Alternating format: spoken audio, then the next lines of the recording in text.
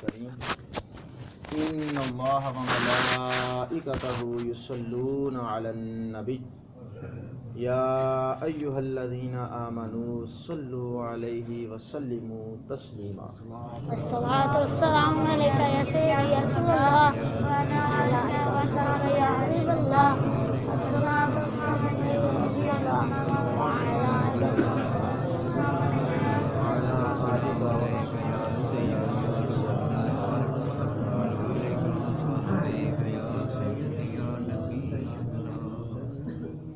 زمانے میں بڑے نبی آئے، کم و بیش 1,24,000 نبیوں کو اللہ نے مبعوث فرمایا، لیکن حضور کی شان وکری نظر آتی ہے، سب نبیوں سے اعلیٰ، سب نبیوں سے۔ ولی بھی بڑے آئے زمانے میں، بڑے ولی حضرت آدم علیہ السلام کی امت سے لے کے اس امت تک، اولیاء کاملین، پھر غوث، قطب، ابدال، اوتاد، نقبا، نجبا، ائمہ، بڑے بڑے ولی، بڑے بڑے صوفی آئے، غوث اعظم کی شان وکری نظر آتی۔ نبیوں میں میرے نبی اعلیٰ، ولیوں میں غوث اعظم اعلیٰ۔ تو ایک ہوتا ہے غوث، یہ بڑی شان ہے۔ پہلے تو مومن ہے نا، مومن، پھر مومن کامل، پھر مرد کامل، پھر ولی، پھر ولی سے اوپر درجہ قطب، ابدال، اوتاد، غوث۔ اور ہمارے جن کا آج محفل 11ویں شریف کی ہم سے جا کے بیٹھے ہوئے ہیں، صرف غوث نہیں، غوث اعظم ہے۔ غوث اعظم، غوث میں اور غوث اعظم میں فرق ہوتا ہے۔ غوث وہ ہوتا ہے جو صرف اپنے زمانے کے ولیوں کا سردار ہوتا ہے، اور غوث اعظم وہ ہوتا ہے جو اپنے دور سے لے کے قیامت کی صبح تک سارے ولیوں کا سردار ہوتا ہے، اسے غوث اعظم کہا جاتا ہے۔ میں نے آج ایک نئی بات آپ کو سنانی ہے۔ آج صبح سے لے کے شام تک، اس وقت تک میں غور و فکر کر رہا تھا قرآن کی آیت پہ، تو میں سوچ رہا تھا کہ میں آج کون سی نئی بات آپ کو، کون سا نیا نقطہ آپ کو بتاؤں گا قرآن سے حضرت غوث پاک کی شان میں۔ تو میں نے قرآن سے غوث اعظم کی شان بیان کر دی۔ سب سے پہلا مشورہ اللہ نے فرشتوں سے فرمایا، ابھی آدم بنایا نہیں، ابھی انسان، بڑی مشہور حدیث قرآن کی آیت ہے۔ اللہ فرماتا ہے وَإِذْ قَالَ رَبُّكَ لِلْمَلَائِكَةِ إِنِّي جَاعِلٌ فِي الْأَرْضِ خلیفہ، جب تیرے رب نے فرشتوں سے فرمایا کہ میں زمین میں ایک خلیفہ بنانے والا ہوں۔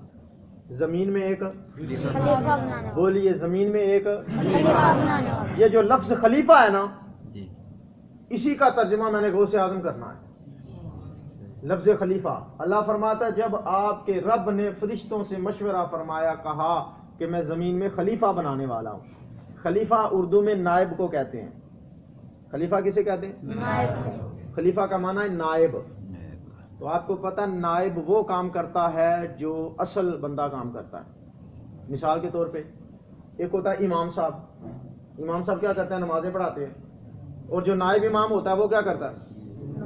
وہ بھی نماز ہی پڑھاتا ہے۔ جب امام نہیں ہوگا، اس کی غیر موجودگی میں نائب نمازیں پڑھائے گا۔ کام اس کا بھی وہی ہے جو امام کا ہے۔ یہ بات سمجھ آ رہی ہے کہ نہیں؟ جی نہیں، آپ کو میرے ساتھ بولنا پڑے گا، پھر مزہ آئے گا بات کا۔ میں نے کیا عرض کیا؟ کام نائب بھی وہی کرتا ہے جو اصل امام کرتا ہے، ایسا ہی ہے۔ اسی طریقے سے ایک اور بات دیکھ لیں، ایک مدرسہ، یونیورسٹی دیکھ لیں، ایک ہوتا ہے ناظم، ایک ہوتا ہے نائب ناظم۔ جو کام ناظم کرتا ہے اس کی غیر موجودگی میں نائب ناظم بھی وہی کرتا ہے۔ یعنی نائب خلیفہ کو کہتے ہیں، تو خلیفہ کا معنی یہ ہوا کہ جو اصل بادشاہ جو کام کرتا ہے اس کی غیر موجودگی میں خلیفہ بھی وہی کام کرے گا۔ ایک اور مثال لے لیجئے، توجہ سے سنیں گے، بات پھر سمجھ آئے گی آپ کو۔ تیمم جو ہے نا، تیمم یہ وضو کا نائب ہے۔ وضو کا کیا ہے؟ خلیفہ ہے، وضو کا نائب ہے۔ حدیث ہے التیمم خلیفۃ للوضو، تیمم وضو کا خلیفہ ہے، نائب ہے۔ وضو سے آپ جو جو کام کر سکتے ہیں، تیمم سے بھی وہ سارے کر سکتے ہیں۔ وضو سے نماز پڑھ سکتے ہیں، وضو سے قرآن پکڑ سکتے ہیں، چھو سکتے ہیں، وضو سے آپ جو جو اعمال عبادت کر سکتے ہیں نا، وضو اگر پانی نہ ہو، اس کی غیر موجودگی میں تیمم کر لیں، تو تیمم سے بھی آپ وہ سارے کام کر سکتے ہیں جو وضو سے کر سکتے ہیں۔ بات غلط تو نہیں ہو رہی؟ بالکل صحیح، ایسا ہی ہے. ایسے ہی. تو کیا معنی نکلا قرآن کی آیت سے کہ نائب وہ ہوتا ہے جو اصل والے کام کر کے دکھائے، جو اصل والے کام کر کے دکھائے. اللہ نے فرمایا میں نے زمین میں اپنا نائب بھیجنا ہے، اپنا خلیفہ بھیجنا ہے، اپنا خلیفہ بھیجنا ہے.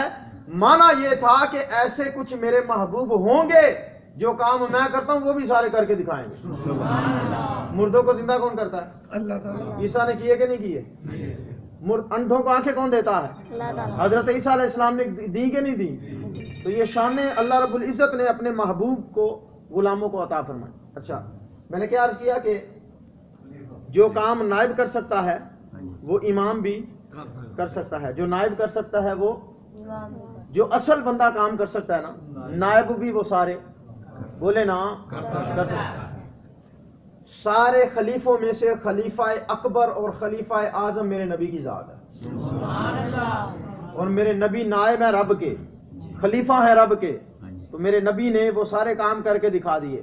فرمایا دیکھو میں تو خدا نہیں ہوں، میں تو اس کا نائب ہوں، لیکن جب میری شان یہ ہے میری انگلی کے اشارے سے چاند ٹکڑے ہو جائے تو جو میرا رب ہے اس کی شان کا عالم کیا ہوگا. سبحان اللہ. میں تو اس کا خلیفہ ہوں، لیکن جب میری طاقت یہ ہے میری انگلی کے اشارے سے سورج مغرب سے واپس آ جاتا ہے تو جو میرا رب ہے پھر اس کی شان کا عالم کیا ہوگا. سبحان اللہ. میں تو اس کا نائب ہوں، لیکن جب میری طاقت یہ ہے پتھر میرے نام کا کلمہ پڑھتے ہیں تو جس کا کلمہ میں پڑھتا ہوں وہ رب کتنی شانوں والا ہوگا. میں تو اس کا نائب ہوں، لیکن جب میری طاقت یہ ہے جانور میرے قدموں میں سجدے کرتے ہیں تو جس کے آگے میں سجدے کرتا ہوں اس کی شان کا عالم کیا ہوگا. تو میں نے کیا عرض کیا، نائب وہ سب کچھ کر سکتا ہے جو اصل کر سکتا ہے. اللہ نے اپنے محبوب بندوں کو اپنے اختیارات میں سے حصے عطا فرمائے ہیں، فیضان عطا فرمائے ہیں. اور یہ بات یاد رکھیے گا اللہ کی احکامات پر ہم عمل کیسے کریں ہمیں نہیں تھا پتا. اللہ کے احکامات جو اللہ کے احکام ہے، قرآن ہے، اللہ کے فرامین ہیں، ان پر ہم عمل کیسے کریں ہمیں نہیں پتا تھا. دیکھیں نا اللہ نے قرآن میں نماز کا حکم دے دیا، پڑھنے کا طریقہ تو بتایا ہی نہیں، ہمیں نہیں پتا تھا نماز کیسے پڑھنی.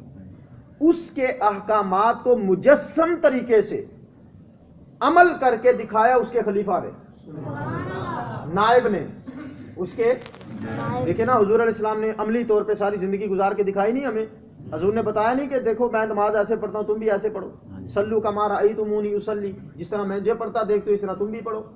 اچھا بڑی لطف کی بات ہے حضور نے یہ نہیں کہا کہ جیسا میں پڑھتا ہوں ویسے ہی پڑھو، اور میں جیسی تمہیں نظر آتا ہوں نا پڑھتا ہوا ویسے ہی پڑھو.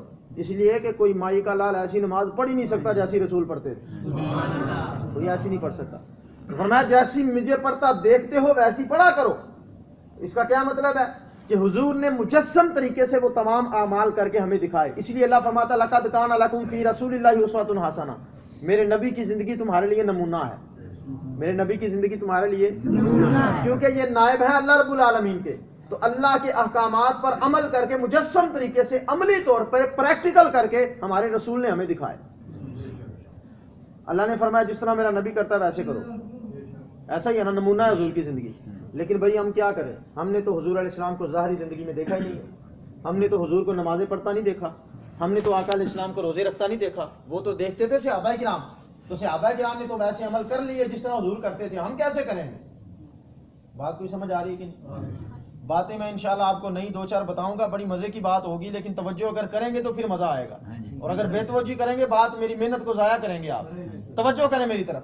میں نے کیا عرض کیا کہ حضرت محمد مصطفیٰ صلی اللہ علیہ وسلم انہوں نے جو مجسم طریقے سے اللہ کے احکامات کو نافذ کر کے پریکٹیکل کر کے ہمیں دکھایا نا، وہ صحابہ نے دیکھا لیکن ہم نہیں دیکھ سکتے.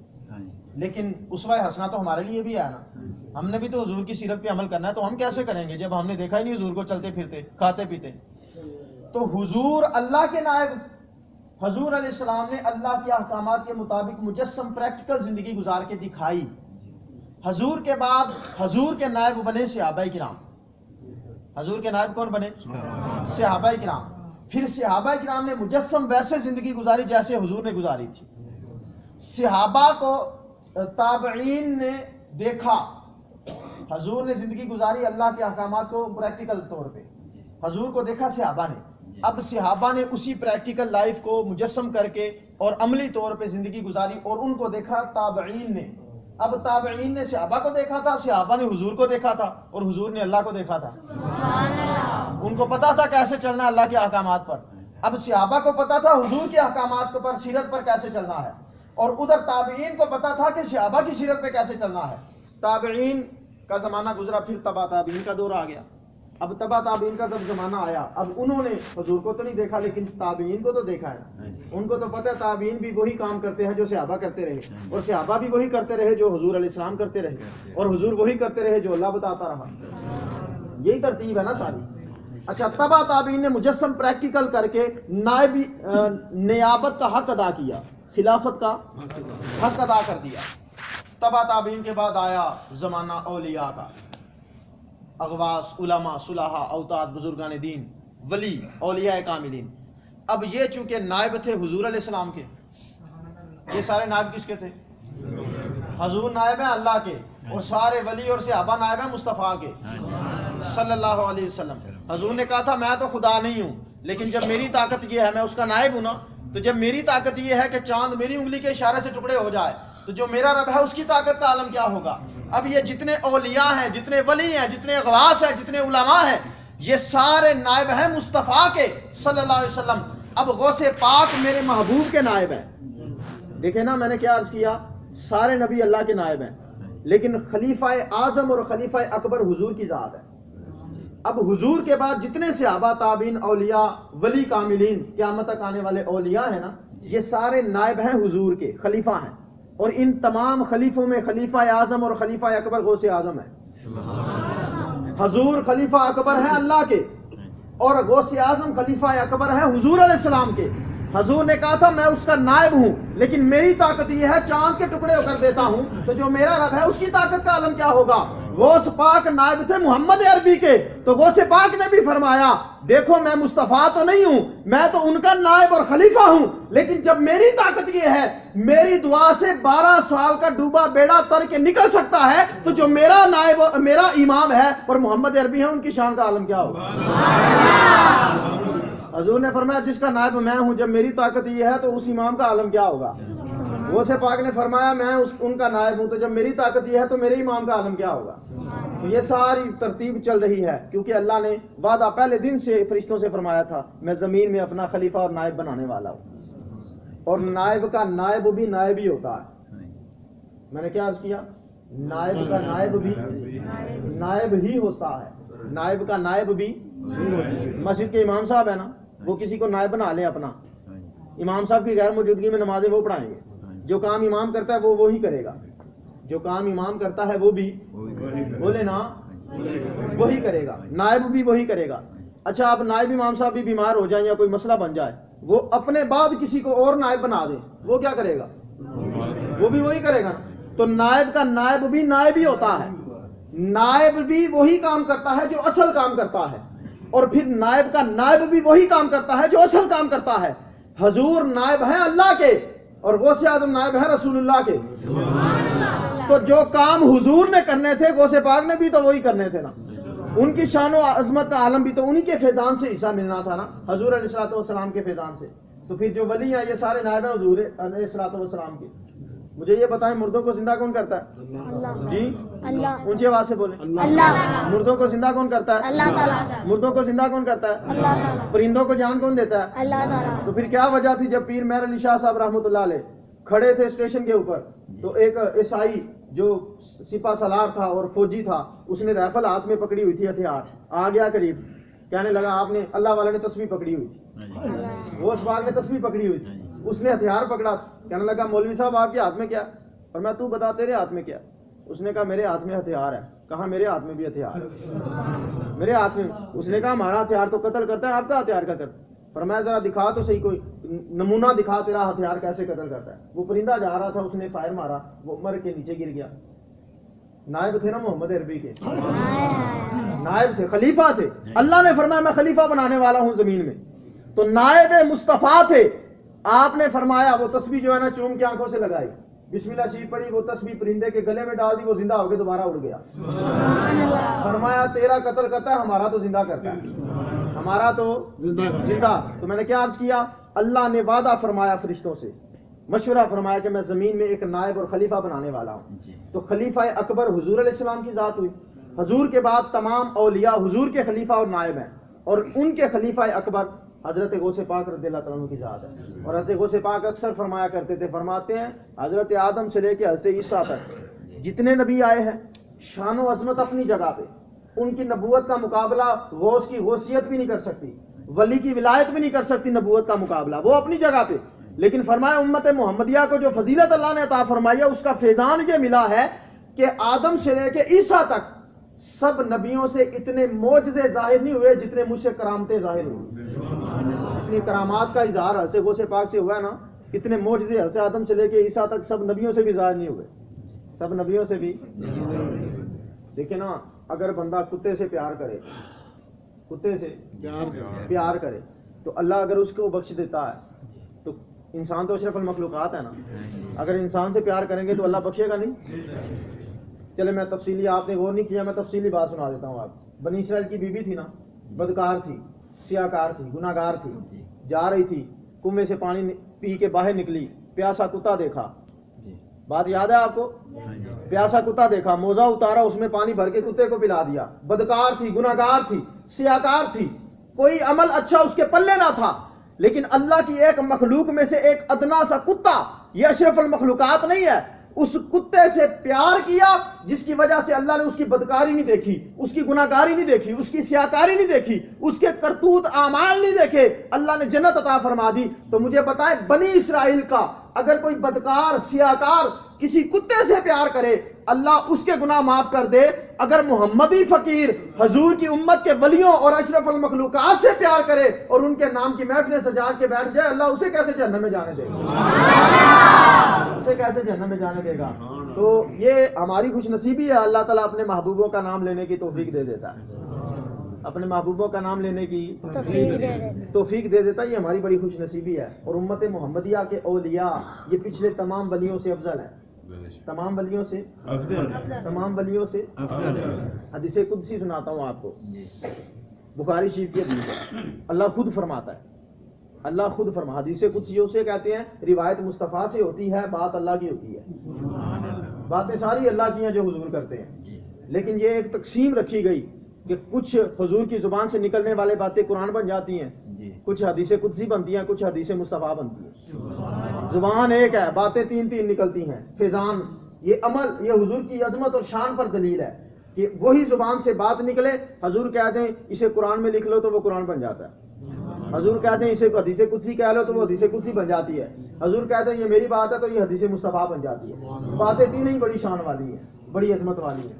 حضور علیہ حدیث قدسی ہے, اللہ فرماتا ہے لا یزال عبدی, بخاری شریف میں ہے, لا یزال عبدی یتقرب الی بالنوافل حتی احببته كنت سمعه الذي يسمع بها وبصره الذي يبصر بها ويده التي يبطش بها ورجله التي يمشي بها. اللہ فرماتا ہے جب میرا بندہ فرضوں کے بعد نوافل کی کثرت سے میری محبت کو پا لیتا ہے, پھر میں اسے اپنا محبوب بنا لیتا ہوں. اور جب میں اسے محبوب بناتا ہوں نا, كنت سمعه الذي يسمع بها, تو پھر میں اس کے کان بن جاتا ہوں جن سے وہ سنتا ہے, میں اس کے کان بن جاتا ہوں. وبصرہ الذی یبصر بها, میں اس کی آنکھیں بن جاتا ہوں جن سے وہ دیکھتا ہے.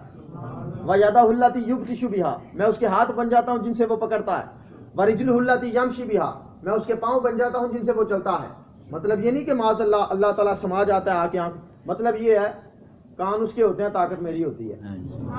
آنکھیں اس کی ہوتی ہیں, طاقت میری ہوتی ہے. زبان اس کی ہوتی ہے, طاقت میری ہوتی ہے. ہاتھ اس کے ہوتے ہیں, طاقت میری ہوتی ہے. پاؤں اس کے ہوتے ہیں, طاقت. آنکھ اس کی, طاقت خدا کی. آنکھ اس کی, طاقت بھائی آنکھ بندے کی, طاقت اللہ کی. آنکھ بندے کی, طاقت اللہ کی. آپ پوچھیں گے اس کی مثال, کوئی مثال ہے. حضرت غوث پاک منبر پہ بیٹھے تھے, خطبہ ارشاد فرماتے, محفل سجی ہوئی تھی, ایک بندہ سو گیا. ایک بندہ سو گیا, جی میں تسی سن رہے ہو سارے جی, ایک بندہ سو گیا محفل دے وچ. حضرت غوث پاک کی محفل میں حضرت غوث پاک رضی اللہ تعالیٰ عنہ اٹھ کے کھڑے ہو گئے, خطبہ چھوڑ دیا, ہاتھ باندھ کے اس کے سرانے آ کے کھڑے ہو گئے. نظریں جھکا کے بڑے ادب کے ساتھ احترام کے ساتھ کھڑے ہو گئے. بندہ مجمع سارا حیران، وقت کا غوث ہے، غوث اعظم ہے، اور بندہ سو رہا ہے ان کی محفل میں، اور آ کے اس کے ادب کے ساتھ اتنے احترام سے نظریں جھکا کے کھڑے ہیں. پتہ نہیں کیا ہوا، پتہ نہیں کیا معاملہ ہے، پتہ نہیں کیا ماجرا ہے، پتہ نہیں عجیب بات ہو گئی.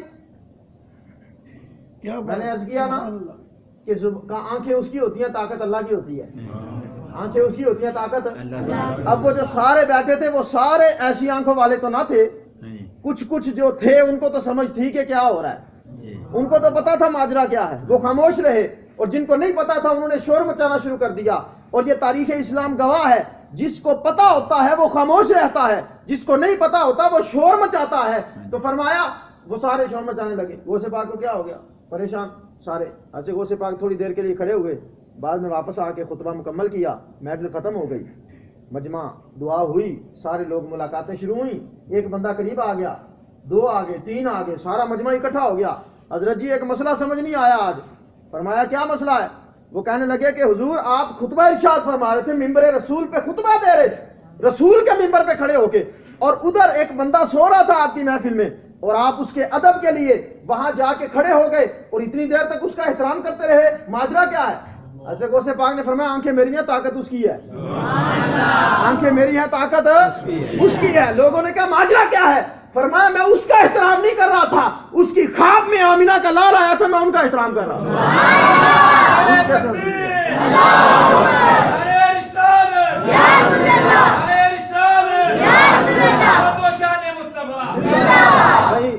ایک میں مثال دیتا ہوں آپ کو. بندہ ایک سویا ہو، آپ جا کے اس کے سر کے ساتھ سر جوڑ کے بیٹھ جائیں، پتا چلے گا کیا دیکھ رہا ہے خواب میں؟ جی پتا چلے گا؟ آپ بالکل اور قریب ہو جائیں نا، سر کے ساتھ سر جوڑ کے بیٹھ جائیں، اس کی آنکھوں کے ساتھ اپنی آنکھیں لگا لیں، پتا چلے گا کیا خواب دیکھ رہا ہے؟ بولیں نہیں پتا چلے گا. غوث پاک نے کیسے دیکھا؟ اللہ فرماتا ہے آنکھیں اس کی ہیں، طاقت میری ہے. آنکھیں اس کی ہے، طاقت میری ہے. تو جب آنکھیں بندے کی طاقت خدا کی ہوں تو پھر سب کچھ نظر آ جاتا ہے، پھر سب کچھ. آنکھیں اس کی، طاقت خدا کی، جسم وجود اس کا، طاقت خدا کی. دہلی میں ایک بزرگ کا مزار ہے، ان کا نام ہے حضرت عبدالصمد صبوری رحمۃ اللہ تعالی علیہ. کیا نام لیا میں نے؟ عبدالصمد صبوری رحمۃ اللہ تعالی علیہ.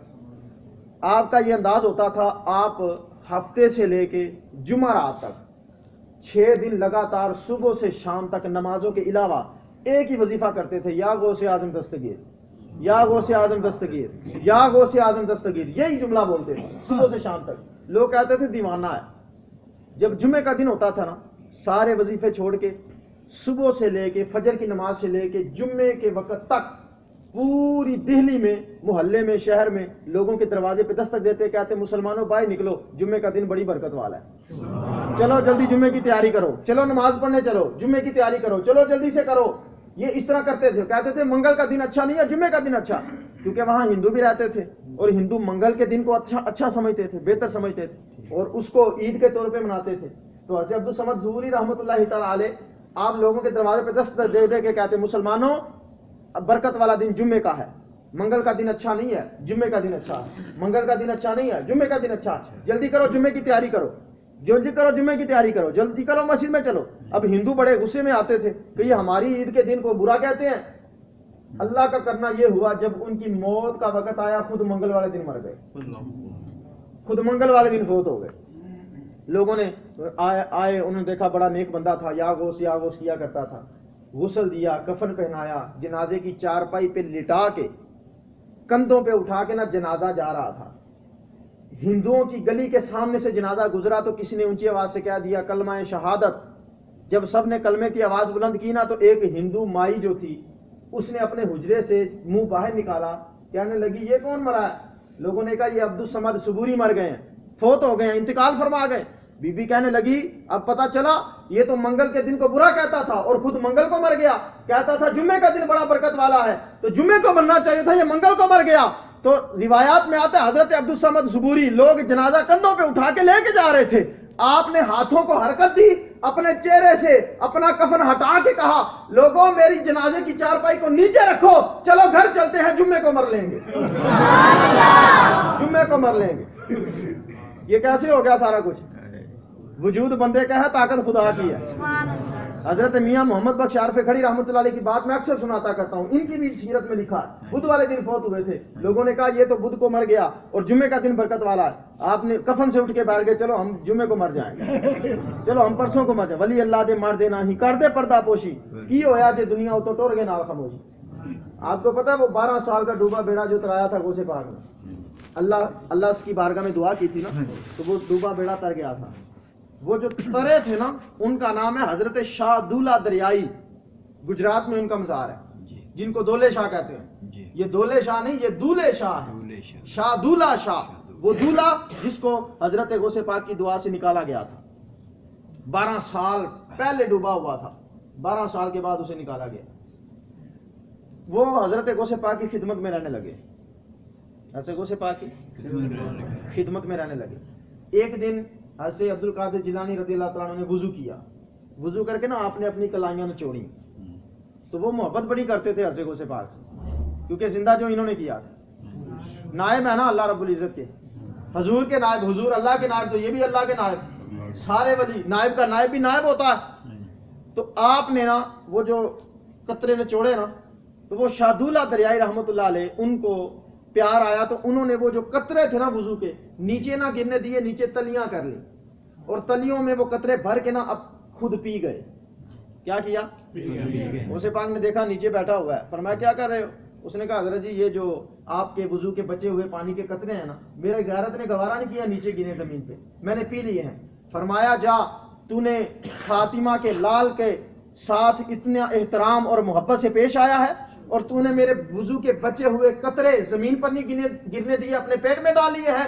میں غوث اعظم عبد القادر جیلانی فاطمہ کا علی کا بیٹا ہونے کی حیثیت سے تجھے خوشخبری سناتا ہوں، جتنے قطرے تو نے میرے پانی کے وضو کے اپنے پیٹ میں ڈالے ہیں، ہر قطرے کے بدلے 100 سال کی میں تجھے زندگی عطا فرماتا ہوں. 5 قطرے پیے تھے اس نے، 500 سال کی زندگی ہوئی ہے.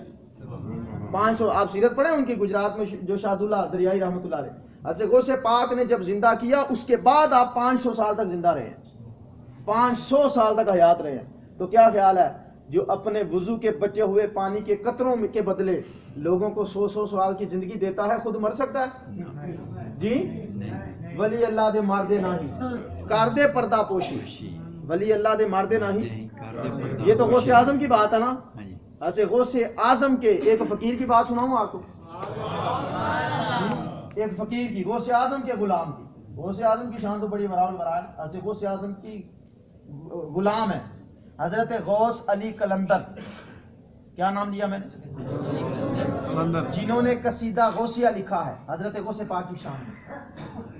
ایسے غوث پاک کی شان تو بڑی ہے، جو ان کا نام لیتا ہے اور ان کی شان بیان کرتا ہے اللہ اسے بھی عظمت عطا فرما دیتا ہے. ایسے غوث علی قلندر نے قصیدہ غوثیہ لکھا. آپ کے پاس حضور علیہ السلام کا ایک جبہ مبارک تھا. کچھ بندے آ گئے آپ کے پاس، کہنے لگے حضرت جی ہمیں بتائیں اللہ کے نبی کا سایہ تھا کہ نہیں تھا؟ ہمارا تو عقیدہ ہے حضور کا سایہ ہی نہیں تھا. حضور کا سایہ نہیں تھا. کیوں؟ اللہ کی غیرت کو یہ گوارا ہی نہیں ہے کہ جس جگہ میرے محبوب کا سایہ ہے کسی کافر کا قدم آ جائے وہاں. محبوب کو گوارا ہی نہیں ہے اللہ رب العزت کو. تو سایہ کے بغیر اللہ نے بے سایہ پیدا کیا اپنے محبوب کو، تو سایہ نہیں ہے. ہمارا عقیدہ یہ ہے. وہ آ کے کہنے لگے ہم نہیں مانتے، سایہ تو تھا. ہم ہر انسان کا سایہ ہوتا ہے، ان کا بھی سایہ تھا. ایسے غوث علی قلندر غوث اعظم کے فقیر ہیں.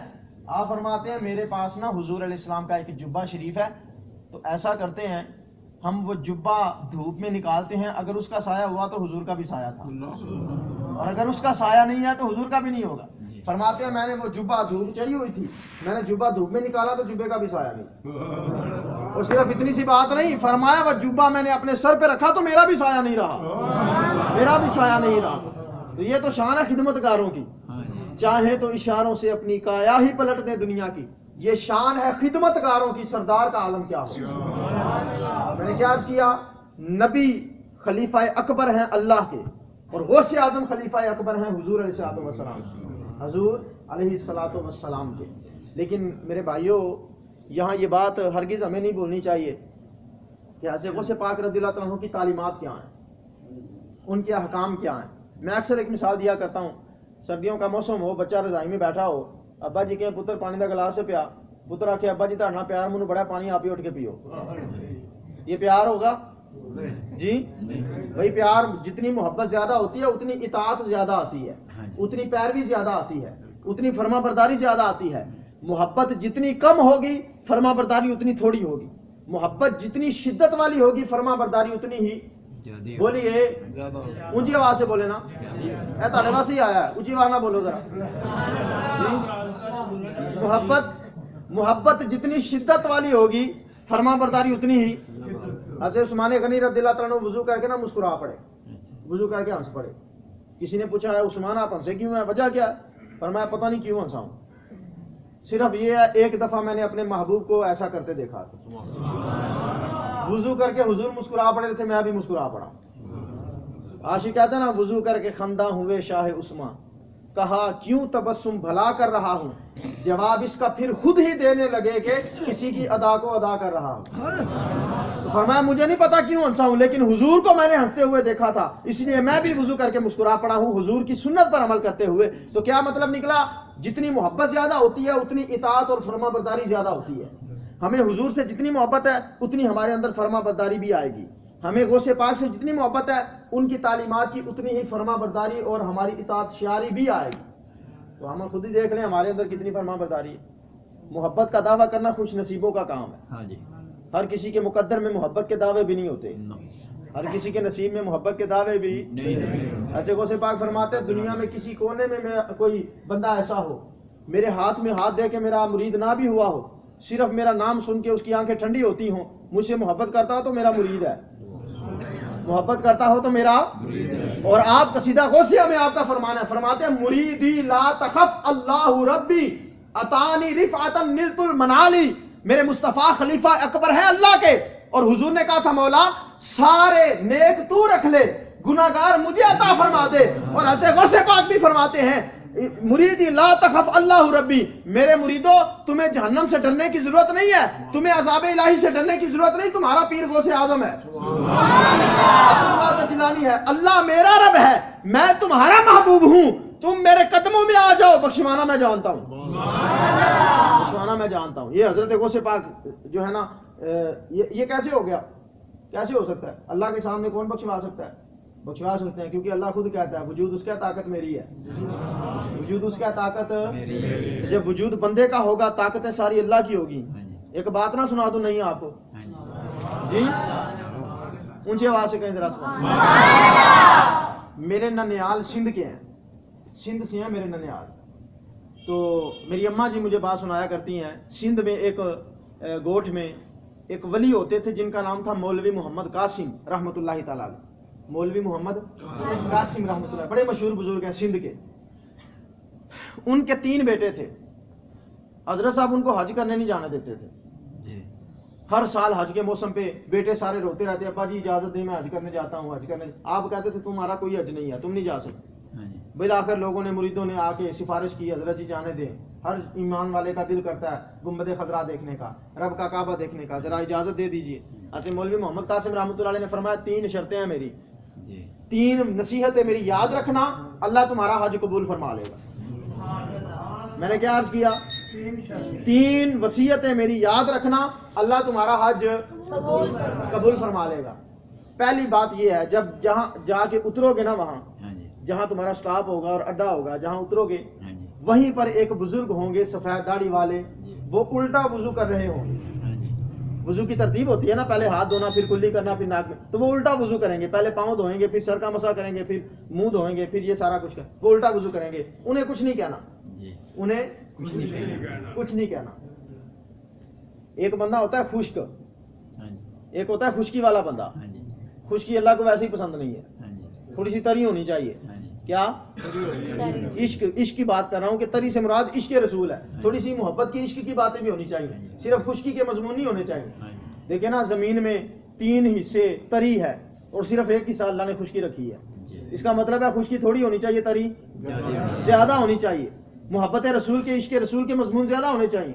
तो जो तर लोग होते हैं, तरी वाले, उनके मिजाज ही निराले होते हैं, उनके अंदाज ही निराले होते हैं। तो वो आपने फरमाया कि वहां उल्टा वुजू कर रहा होगा बाबा, उसे नहीं छेड़ना। दूसरी बात यह है, जब काबे में जाओगे ना, तो एक बाबा बुजुर्ग आदमी काबे की तरफ टांगे करके सो रहा होगा, उसे भी नहीं छेड़ना, उसे भी नहीं छेड़ना। और जब मदीने जाओगे वहां एक कुत्ता जालियों से मुंह लगा के रोता होगा, उसे भी नहीं छेड़ना, उसे भी कुछ। ये 3 नसीहतें याद रखो, तुम्हारा हज मेरा रब कबूल फरमा लेगा। उन्होंने कहा जी ठीक है, हम बात ही खत्म हो गई, हम ख्याल रखेंगे। जब गए ना जाके वहां उतरे, एक बुजुर्ग उल्टा वुजू कर रहे थे, एक बुजुर्ग, ये गौसे आजम की बात नहीं सुना रहा, गौस के फकीरों की बात सुना रहा। सुभान अल्लाह। जब गौसे आजम के गुलामों का आलम यह है, गौसे आजम की शान का आलम क्या होगा? और जब गौसे आजम की शान का आलम है, मोहम्मद अरबी की शान का आलम क्या होगा? और जब मोहम्मद अरबी की शान का आलम यह है, रब्बुल आलमीन की शानों का आलम क्या होगा? अंदाज कैसे होंगे? तो ऐसे मौलवी मोहम्मद कासिम रहमतुल्लाह अलैह, आपके बेटे जब गए ना वहां, हर बाप का बेटा बाप के नक्शे कदम पर हो ये जरूरी नहीं होता, वो बड़े खुश नसीब होते हैं जो बड़ों के नक्शे कदम पे चलते हैं। तो वहां गए, एक उल्टा वजू कर रहा था बाबा, उसे पकड़ लिया गर्दन से, गुस्सा आ गया बड़ा, जलाल आ गया, कहने लगे बाबा दाढ़ी तेरी चिट्टी हो गई, वजू का तरीका तेन आज भी नहीं आया, दाढ़ी तेरी सफेद हो गई, बुजुर्गी आ गई और आज तक तुझे वजू का तरीका नहीं आता। उस बुजुर्ग ने क्या किया, वजू वहीं छोड़ा, उठ के खड़ा हो गया और यूं कंधे पे हाथ रख के कहने लगा बेटा अगर तेरे बाप का मुझे मुंह ना मारता मैं तुझे वजू का तरीका बता देता, अगर तेरे बाप का मुझे मुंह ना मारता तो मैं तुझे तेरा वजू का तरीका समझा देता। अब वो हैरान हो गया कि मेरे अब्बा जी का इन्हें कैसे पता चल गया, मेरे अब्बा जी का। उसको ये नहीं ना पता जो दरवेश होते हैं उनकी दुनिया ही अलग होती है, वो सारे ये मौलवियों के झगड़े हैं, एक दूसरे को पसंद नहीं करते, वगरना जो दरवेश होते हैं ये सारे आपस में मोहब्बत करने वाले होते हैं, मोहब्बतें बिखेरने वाले होते हैं। तो हजरत मौलवी मोहम्मद कासिम रहमतुल्लाह अलैह, वो बाबा कहने लगा तेरे बाप का मुंह ना मारता मैं तुझे वजू का तरीका सिखा देता, ये सिंध की बात है। तो वो पूछने लगे जी हमारे अब्बा जी को आप कैसे जानते? उन्होंने कहा चलो छोड़ो इस बात को, बहरहाल बात आई गई हो गई। जब काबे पहुंचे ना, एक बाबा जी काबे की तरफ मुंह टांगे करके सो रहे थे। अब काबे की तरफ टांगे करना ये तो कोई सोच भी नहीं सकता। अब उन्होंने जब देखा उनको गुस्सा आ गया, उन्होंने पकड़ा पांव से घुमा फिरा के रगड़ा दे के और खींच तान के बड़ी बदतमीजी के साथ उठा के खड़ा किया। बाबा दाढ़ी तेरी सफेद हो गई है, तुझे अदब रब के काबे का आज भी नहीं आया? वो भी बुजुर्ग उठ के खड़े हो गए, कहने लगे बेटा तेरे बाप का मुझे मुंह ना मारता अदब सिखा देता, तेरे बाप का अगर मुझे मुंह ना मारता, तेरे बाप का लिहाज ना होता, मैं तुझे काबे का अदब सिखा देता। अब बेटा फिर परेशान हो गए, हजरत जी ये क्या बात कर दिया आपने? उन्होंने कहा चलो छोड़ो इस बात को। वक्त गुजरता गया, आ गया मदीने की गली। जब आए ना रोजा रसूल पे, हाथ बांध के सलाम अर्ज कर रहे थे, आंखें खोल के देखी तो एक कुत्ता जालियों से मुंह लगा के रो रहा था, कुत्ता जालियों से मुंह लगा के रो रहा था। असहाबे कहफ के वलियों के साथ अगर जिस कुत्ते की निस्बत हो जाए उसमें इतना शऊर आ जाता है कि कहाँ भौंकना है कहाँ नहीं भौंकना, तो मोहम्मद अरबी के मदीने से जिस कुत्ते की निस्बत हो जाए उसमें शऊर का आलम क्या होगा? कुत्ता रो रहा था जालियों से मुंह लगा के। उन्होंने कहा भाई ये कुत्ता नापाक है, अब ये यहाँ कोई गंदगी ना कर दे, और ये मामला बड़ा अजीब हो गया, बदतमीजी वाला और बड़ा बेअदबी वाला मामला। उन्होंने उस कुत्ते को खींचना चाहा, कुत्ते को। और मैंने सुना है बुजुर्गों से कि उस कुत्ते ने ना वो जो अगले 2 बाजू थे जालियों के अंदर इस तरह पैवस्त कर ली और अपने आप को छोड़ ही नहीं रहा, जालियों को छोड़ता ही नहीं है, जालियों को जफा मार के बैठ गया। अब ये बार बार खींचते हैं, वो बाहर पीछे नहीं होता। इन्होंने गुस्से के साथ एक डंडा पकड़ा, 1 2 3 उसे छोटियां मार मार के उसकी कमर तोड़ दी और उसे फिर वापस भिगा दिया।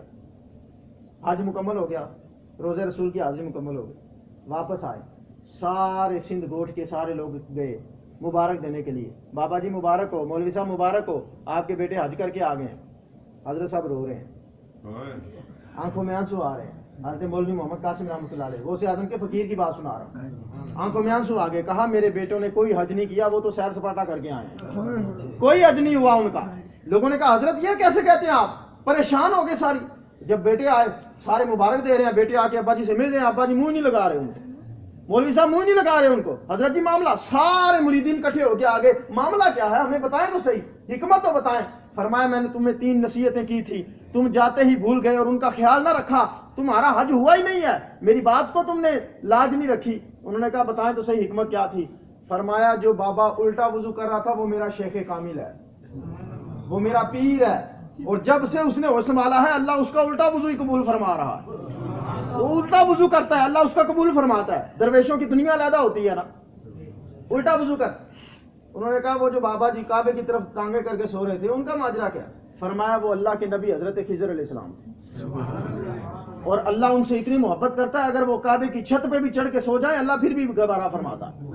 اللہ کو ناگوار نہیں گزرتا. وہ حضرت خضر علیہ السلام, تم نے ان کے ساتھ بھی بدتمیزی کا پہلو رکھا. اور فرمایا حضرت جی یہ بتائیں جو مدینے میں کتا جالیوں کے ساتھ منہ لگا کے رو رہا تھا اس کا ماجرا کیا ہے؟ فرمایا وہ تمہارا باپ مولوی محمد قاسم تھا, وہ تمہارا ابا تھا.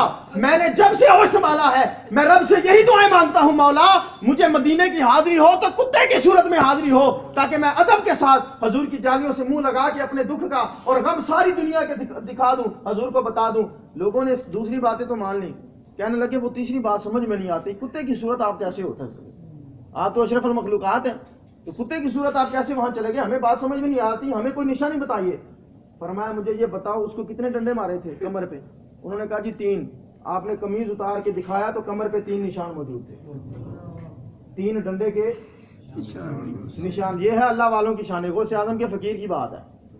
تو جو ولی اللہ کے جو ولی ہوتے ہیں نا, اللہ کے محبوب بندے ہوتے ہیں, ان کی دنیا علیحدہ ہوتی ہے, ان کے انداز ہی نرالے. ہم اپنی چھوٹی سی عقلوں میں ان کی ولایت کو, ان کے کمالات کو تول نہیں سکتے, ہم ان کا مشاہدہ, ان کی پیمائش نہیں کر سکتے. ایسا ہی ہے نا, ہم ایسی پیمائش نہیں.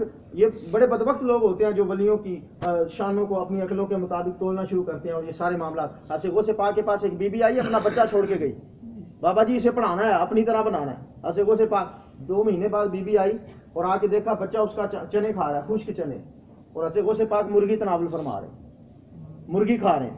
وہ بی بی بڑی حیران ہوئی, اس نے کہا کیسے استاد ہو, شاگرد کو سوکھے چنے دے رہے ہو کھانے کے لیے اور خود اتنے مرغیاں پلاؤ کھا رہے ہو.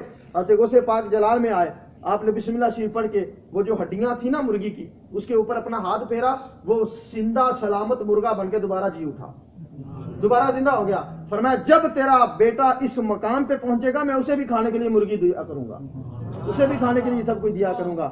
تو یہ ولیوں کی جو شان اور عظمت ہوتی ہے ان کا اندازہ ہم کر ہی نہیں سکتے. یہ جو ہم ذکر کر لیتے ہیں نا, اس کا ایک فائدہ ہمیں ہوتا ہے. بتاؤں کیا فائدہ ہوتا ہے؟ حدیث مصطفیٰ ہے, آقا علیہ السلام نے فرمایا عند ذکر الصالحین تتنزل الرحمہ, جہاں نیک بندوں کا, ولیوں کا ذکر ہوتا ہے وہاں اللہ کی رحمتوں کا نزول ہوتا ہے, وہاں اللہ کی رحمتوں کا نزول ہوتا ہے. اور یہ ہمیں فائدہ ہو جاتا ہے ان کے ذکر سے کہ ہم پر اللہ کی رحمتوں کا کچھ حصہ پڑ جاتا ہے اور ہمیں اس سے کچھ حصہ فیضان نصیب ہو جاتا ہے. اور ہماری دعا یہ ہے اللہ رب العزت ہم سب کو ان اولیاء کاملین کے نقش قدم پر بھی چلنے کی توفیق نصیب فرمائے. آمین بجاہ النبی الامین. وما